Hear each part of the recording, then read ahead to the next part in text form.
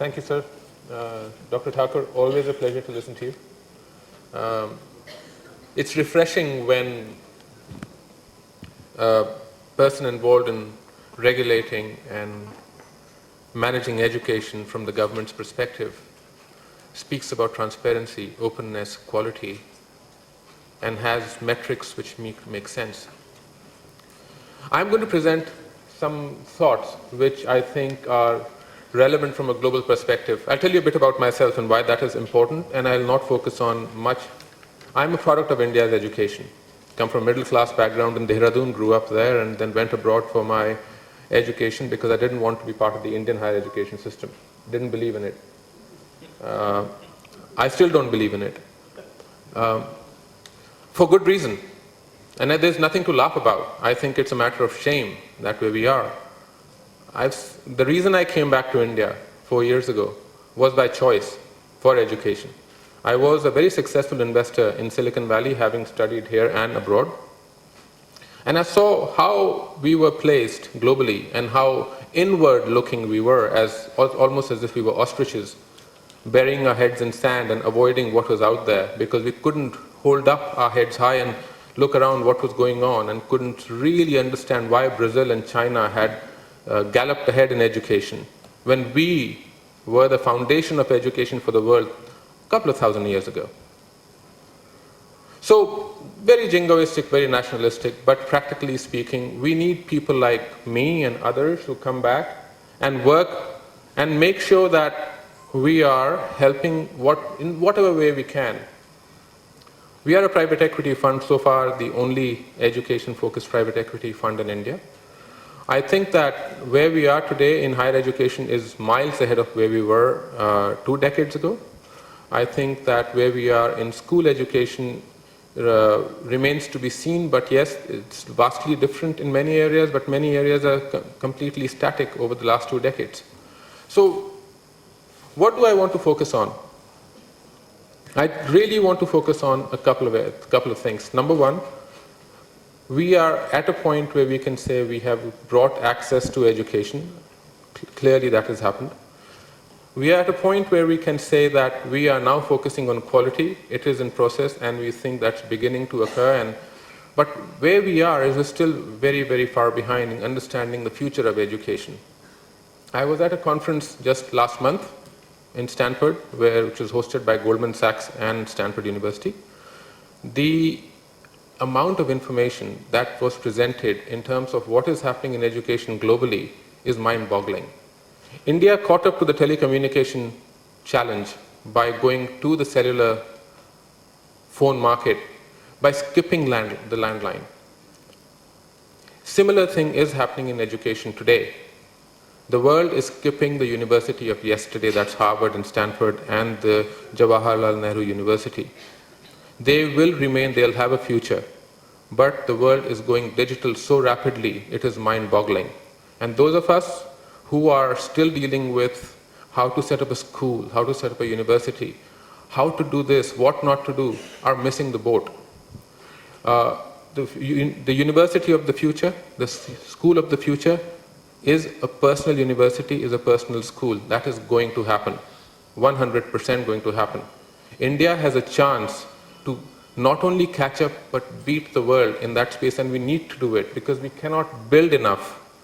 Let me give you some real examples. There is a company called Coursera, which is what some Stanford professors did. They put a lot of their courses online and made them entirely free. Starting with something called artificial intelligence, hundreds of thousands of students signed up. If you take the same course in a university set up, in a classroom, 50 by 50 classroom, and have students come in, it'll take you decades before you serve that many students. You can today, with the digital technology, you can serve 100,000 students in a matter of hours. It is going to happen, and the courses are free. Content is going to be free.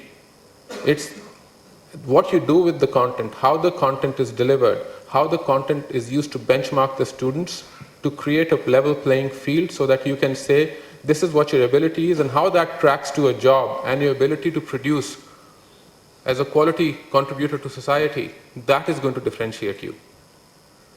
What is the business model for a company like Coursera?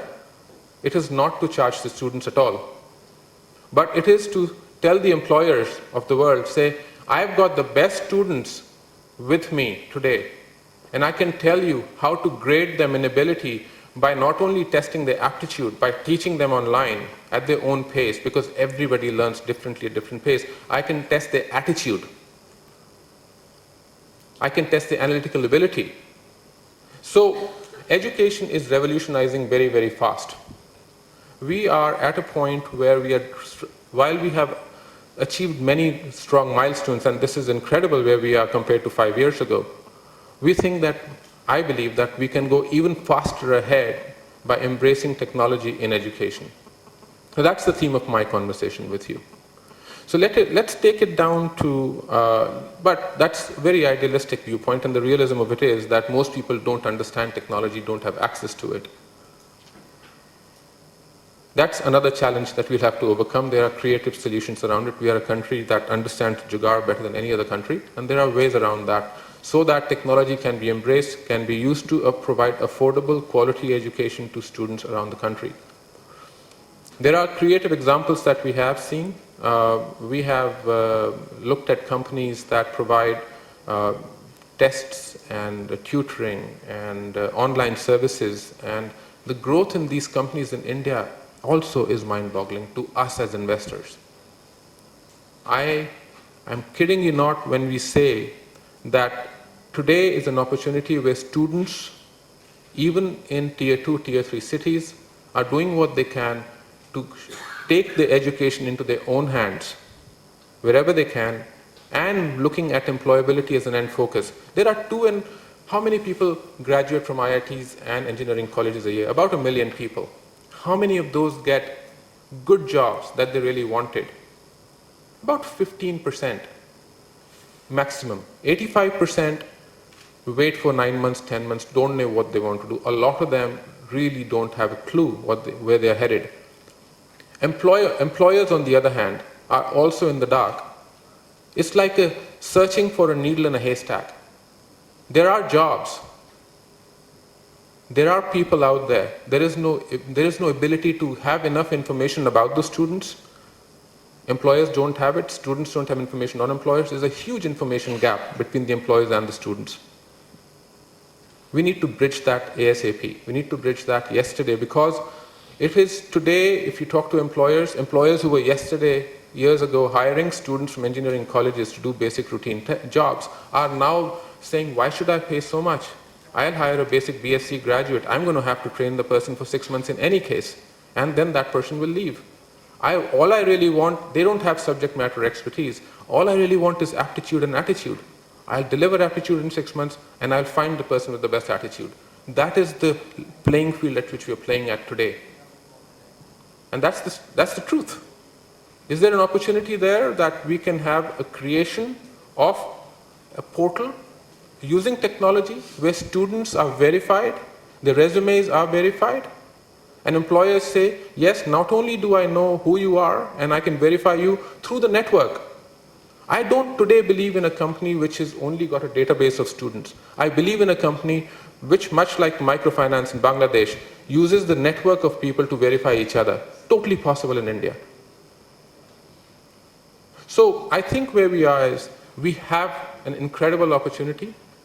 We have missed, to a great extent, the quality revolution in education. I think the whole world is missing it, but at least people are opening up to it, and we are in a position that we can open up to it, and heartening to see the government is headed in that direction.